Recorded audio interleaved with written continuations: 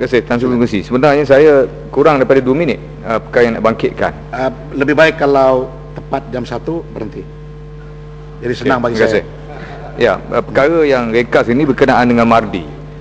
Saya nak bangkitkan semalam tapi dalam sesi soal jawab jadi tak sempat.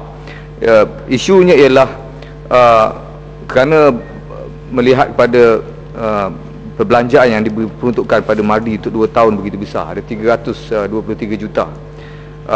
Saya nak tahu setakat ini berapakah nilai hasil yang dikeluarkan oleh kajian-kajian, nilai-nilai hasil kajian ini oleh Mardi setakat 2 tahun ini, dan apakah faedah yang diraih oleh para petani ataupun yang terlibat dalam industri pertanian dalam negara secara langsung.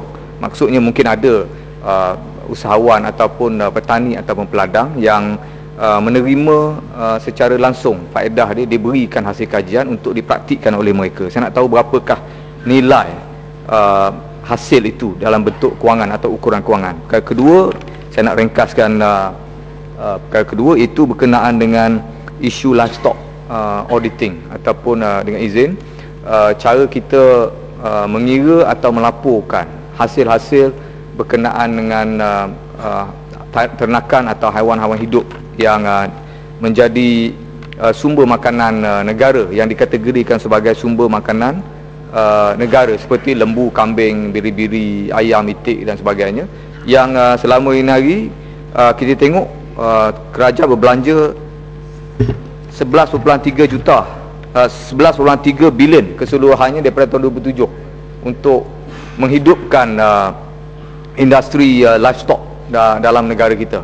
Ada tak selama hari ini Kementerian Berhormat telah mencadangkan satu kaedah melaporkan bilangan dia, berapa yang sihat, berapa tak sihat, berapa yang dilupus seperti yang Belanda tadi, kenapa dilupuskan? Ada satu laporan audit livestock seperti yang pernah diamalkan di Australia, New Zealand dan juga United Kingdom, kerana perbandingan ni agak penting juga untuk menangani isu-isu apabila berlakunya malapetaka seperti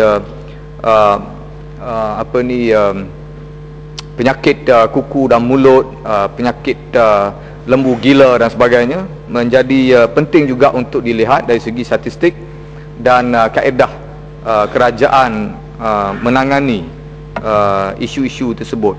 Dan berlanjutan dengan itu, ada satu isu di mana keperluan untuk melihat kebersihan, kehalalan dan juga cara kita mengekalkan kebersihan dan kesihatan terhadap hasil-hasil livestock ataupun haiwan-haiwan yang disembelih untuk makanan ini. 1 minit. Sikit-sikit, saya minta sikit. Kehalalan ini saya memang minat Tan Sri Speaker. So kita nampak di dalam negara kita, kita tahu semua ayam-ayam disembelih mengikut peraturan agama. Tetapi masalah kita mau tahu daging-daging ayam yang diimport dari luar negara, beratus tan, sehingga kan pasaran kita dari segi harga kita kalah, tahu. Jadi mana kita boleh tafsirkan dia halal atau tidak? Terima kasih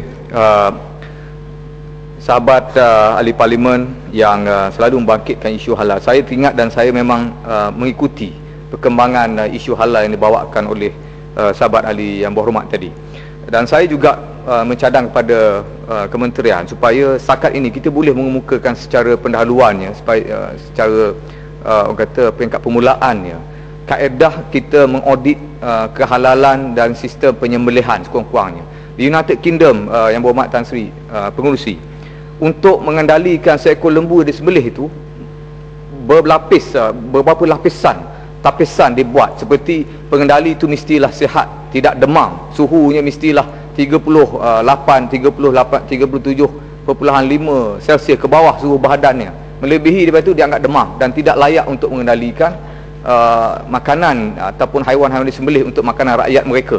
Ini sangat penting untuk kita mulakan kaedah ini. Sekurang-kurangnya ada garis panduan peringkat permulaan yang dibawa oleh kementerian, termasuklah pengendalian tentang ayam-ayam yang disembelih ni. Jauh sekali kita nak tengok sama ada ayam disembelih ni dari segi halalnya nampak ditentukan tanpa ada satu kaedah untuk meneliti ataupun orang kata ialah yang bahasa biasa ini disebut pasal mengaudit kedudukan ini, supaya rakyat kita menikmati sesuatu yang bersih, halal dan juga untuk perkembangan kesihatan mereka. Terima kasih banyak Tan Sri Pengerusi.